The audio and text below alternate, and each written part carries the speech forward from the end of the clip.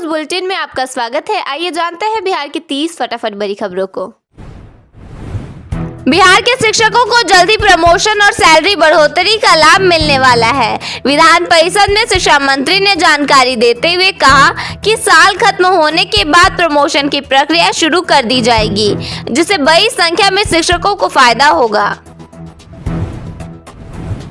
बेतिया में cylinder blast की घटना से अफरा तफरी मच गई, जिसमें 10 लोग झुलस गए। चश्मदीदों के अनुसार धमाका इतना तेज था कि लोगों को लगा जैसे बम फट गया हो, जिसके बाद घायल लोग जलते हुए इधर उधर भागते नजर आए। किशनगंज में तेज रफ्तार से चल रहे 2 ट्रकों की आमने सामने टक्कर में ड्राइवर और खलासी जिंदा जल गए। सामने मौजूद लोगों ने बताया कि दोनों करीब 10 मिनट तक बचाने की गुहार लगाते रहे, लेकिन दमकल की गाड़ी करीब 1 घंटे देर से मौके पर पहुंची। होली से पहले बिहार में बर्ड फ्लू का खतरा बढ़ गया है। पटना के सरकारी पोल्ट्री फार्म में 6000 मुर्गियों को दफनाया गया है, जबकि जू में भी हाई अलर्ट जारी कर दिया गया है। हरियाणा पुलिस की कस्टडी में एक CISF जवान की मौत हो गई। मृतक की पत्नी ने आरोप लगाया कि उसे एयरपोर्ट से जबरन उठाया गया और हत्या की गई, जबकि वह फ्रॉड केस में गिरफ्तार हुआ था। मोतिहारी में शादी के 4 दिन बाद ही दुल्हन अपने प्रेमी के साथ फरार हो गई। पति ने थाने में FIR दर्ज कराते हुए बताया कि पिछले 3 साल में वह उस पर करीब 8 लाख रुपए खर्च कर चुका था। समस्तीपुर में एक युवक को बच्चा चोर समझकर लोगों ने पकड़ लिया। गुस्साए लोगों ने सड़क जाम कर दी। बाद में पुलिस ने उसे भीड़ से सुरक्षित निकाला और बताया कि युवक थोड़ा मानसिक रूप से कमजोर था। सुपौल में परिवार नियोजन ऑपरेशन के बाद एक महिला की मौत से अनुमंडलीय अस्पताल में हंगामा हो गया। परिजनों ने सही इलाज नहीं मिलने का आरोप लगाते हुए राष्ट्रीय राजमार्ग जाम कर प्रदर्शन किया।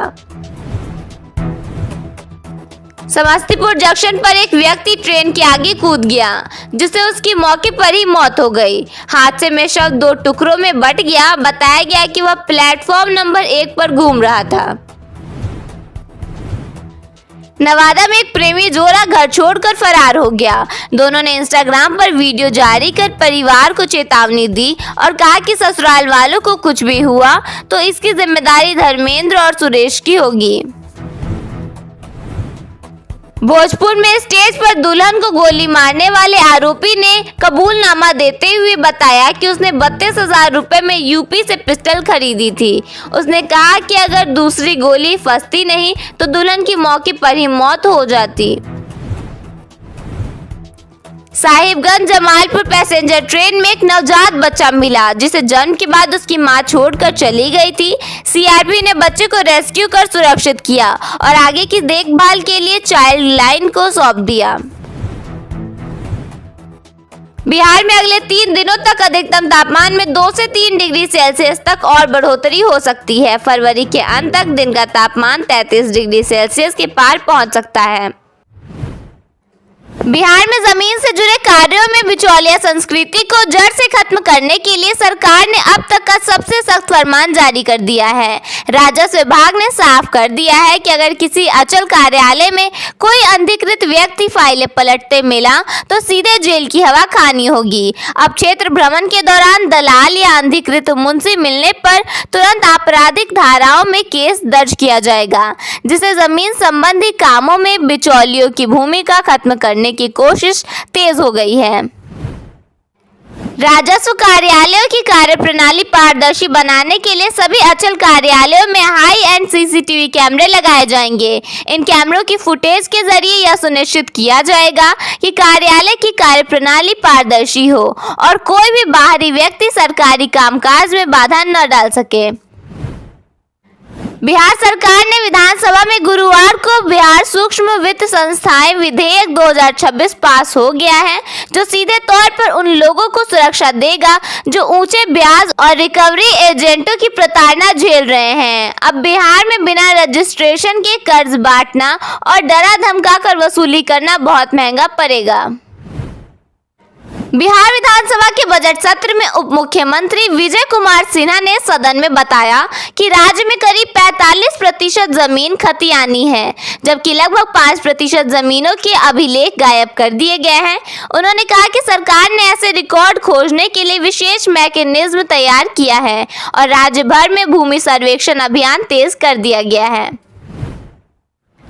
पटना मेट्रो के प्राथमिक कॉरिडोर पर भूतनाथ से मलाही पकड़ी तक गुरुवार को ट्रायल रन सफल रहा। लगभग 2.7 किमी रूट पर मेट्रो ने 5 से 40 किमी प्रति घंटा की रफ्तार से दौड़कर सिग्नलिंग, ब्रेकिंग और सुरक्षा सिस्टम की जांच पास कर ली। अब केवल अंतिम सुरक्षा जांच बाकी है। पटना मेट्रो न केवल समय बचाएगी बल्कि आपके बटुए का भी ख्याल रखेगी। मलाही पकड़ी से ISBT तक के सफर के लिए यात्रियों को लगभग 30 रुपए का किराया देना होगा। वर्तमान में भूतनाथ से ISBT तक का किराया 15 रुपए है। बिहार में ठंड लगभग विदाई के कगार पर है और तापमान में लगातार बढ़ोतरी दर्ज की जा रही है। IMD के अनुसार अगले 24 घंटे में हवा की दिशा बदलने और तेज धूप के कारण दिन और रात दोनों के तापमान में उछाल देखने को मिलेगा। फरवरी के आखिरी दिनों में ही गर्मी के संकेत मिलने लगे हैं और मार्च की शुरुआत के साथ मौसम पूरी तरह बदल सकता है। होली के दौरान बढ़ती भीड़ को देखते हुए भारतीय रेल ने यात्रियों को बड़ी राहत दी है। त्योहार के मौके पर संचालन की घोषणा की गई है। इससे बिहार, उत्तर प्रदेश, उत्तराखंड, पश्चिम बंगाल और उड़ीसा के यात्रियों को सुविधा मिलेगी। रेलवे का मकसद भीड़ नियंत्रण और सुरक्षित यात्रा सुनिश्चित करना है। दरभंगा में एम्स की कनेक्टिविटी को बेहतर बनाने के लिए 338 करोड़ रुपए की लागत से 11 किलोमीटर लंबे एकमी शोभन 4 लेन का निर्माण शुरू हो गया है। इस प्रोजेक्ट के लिए 93 एकड़ भूमि का अधिग्रहण किया जा चुका है। इसके बनने से शहर को जाम से राहत मिलेगी। बिहार में राज्यसभा की 5 सीटों पर चुनाव ने सियासी तापमान बढ़ा दिया है। तेजस्वी यादव ने NDA के खिलाफ उम्मीदवार उतारने का ऐलान किया है, जिसके बाद 5वीं सीट पर मुकाबला और क्रॉस वोटिंग की चर्चाएं तेज हो गई हैं। मुंगेर में 28 फरवरी को राजस्व प्रशासन आपके द्वार कार्यक्रम का आयोजन होगा। सुबह 11 से शाम 5 बजे तक चलने वाले इस कैंप में विभाग के प्रधान सचिव और 2 दर्जन बड़े अधिकारी मौजूद रहेंगे। यहां जमीन सर्वे, दाखिल खारिज और परिमार्जन के अटके मामलों का तेजी से निपटारा किया जाएगा। बिहार के शिक्षकों को लंबे इंतजार के बाद प्रमोशन की सौगात मिलने जा रही है। शिक्षा मंत्री ने प्रमोशन की प्रक्रिया जल्द शुरू होने की बात कही है। दूसरी ओर बजट सत्र के आखिरी दिन बीजेपी विधायकों ने धर्म परिवर्तन पर कड़े कानून बनाने की मांग कही है। बिहार में पटना से डोभी तक 130 किलोमीटर लंबे हाईवे को ग्रीन कॉरिडोर बनाया जाएगा। सड़क किनारे आम, जामुन, नीम के पेड़ लगाए जाएंगे। मॉनसून से पहले पौधारोपण शुरू होगा। इससे पर्यावरण सुधरेगा और किसानों को भी अतिरिक्त आमदनी का मौका मिलेगा। सीतामढ़ी में मध्याह्न भोजन योजना में फर्जी उपस्थिति दिखाकर सरकारी राशि निकालने के मामले में शिक्षा विभाग ने बड़ी कार्रवाई की है। जिला कार्यक्रम पदाधिकारी ने विभिन्न प्रखंडों के प्रधानाध्यापकों पर कुल 5,50,758 रुपए का जुर्माना लगाया है। भभुआ जिले में स्वास्थ्य विभाग ने सर्वाइकल कैंसर से बचाव के लिए 14 से 15 वर्ष की किशोरियों हेतु निःशुल्क HPV टीकाकरण अभियान शुरू किया है। जिला प्रतिरक्षण पदाधिकारी डॉक्टर रविंद्र कुमार चौधरी ने बताया कि यह टीका सरकारी स्वास्थ्य केंद्रों पर उपलब्ध होगा। भोजपुर की तरारी में 50,000 लीटर क्षमता का शुद्ध दूध शीतक केंद्र स्थापित हो रहा है। कभी नक्सल प्रभावित रहा यह क्षेत्र अब श्वेत क्रांति की ओर बढ़ रहा है।